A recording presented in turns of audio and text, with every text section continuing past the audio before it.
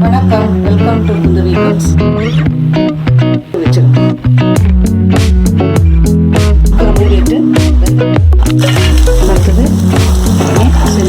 வணக்கம், welcome to Kundavai cooks. அனைவருக்கும் நவராத்திரி பண்டிகை நல்வாழ்த்துக்கள். நவராத்திரி ஸ்பெஷலாக விதவிதமான சுண்டல்கள் பார்க்க போகிறோம். பூண்டு, கரம் மசாலா, வெங்காயம் இதெல்லாம் போட்ட சுண்டல்களை வர்றவங்களுக்கு பட்சணங்களாக வச்சு கொடுங்க. இப்போ நீங்கள் நெய்வேத்தியத்துக்கு செய்யும் பொழுது பூண்டு, கரம் மசாலா, வெங்காயம் இதையெல்லாம் தவிர்த்துருங்க. இன்றைக்கி வெள்ளை கொண்டக்கடலை சுண்டல் செய்ய போகிறோம். 50 கிராம் வெள்ளை கொண்டக்கடலை, இது சென்னான்னு சொல்லுவாங்க. ஓவர் நைட் ஊற வச்சுட்டேன். 20 நிமிஷத்துக்கு மேலே நான் வேக வச்சுருக்கேன். உப்பு போட்டு வேக வச்சு தண்ணி எடுத்துட்டேன். இதுக்கு மசாலா 2 பல்லு பூண்டு, சிறிதளவு இஞ்சி, 2 வரமிளகாய், கருவேப்பிலை, கொத்தமல்லி தழை கொஞ்சம், 1.5 டேபிள் ஸ்பூனு தேங்காய், வெங்காயம் சிறிதளவு. இதெல்லாம் குறக்குறன்னு அரைச்சிட்டு வந்துடுறேன். எண்ணெயில் வதக்க போகிறனால கொஞ்சம் தண்ணி விட்டு அரைச்சிருக்கேன். குறக்குறன்னு தான் அரைச்சிருக்கேன். இப்போ எப்படி தாளிக்கிறதுன்னு பார்க்கலாம்.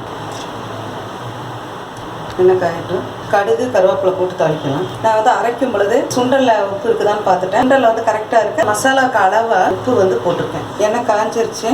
கடுகு பொரியட்டும். கடுகு போட்டு கருவேப்பிலை போட்டேன். இப்போ அரைச்சி வச்சேன் மசாலா போட்டுடலாம். அடுப்பு ஸ்லோ பண்ணியிருக்கு. ரொம்ப தண்ணி ஊற்றிடாதீங்க.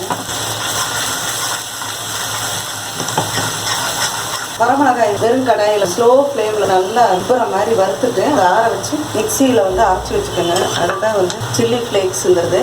இது எல்லாத்துக்குமே நல்லா இருக்குது. பச்சை வாசனையெல்லாம் போகட்டும். போயிடுச்சு. சுண்டலை போட்டுடலாம். இந்த மசால் எல்லா இடத்துலையும் படாத மாதிரி நல்லா கிளறி விடணும். கொத்தமல்லி தழை தூவிடுங்க. மசாலா எல்லா சுண்டலையும் போட்டாயிடுச்சு. சுவையான வெள்ளை கொண்டக்கடலை சுண்டல் ரெடி ஆயிடுச்சு.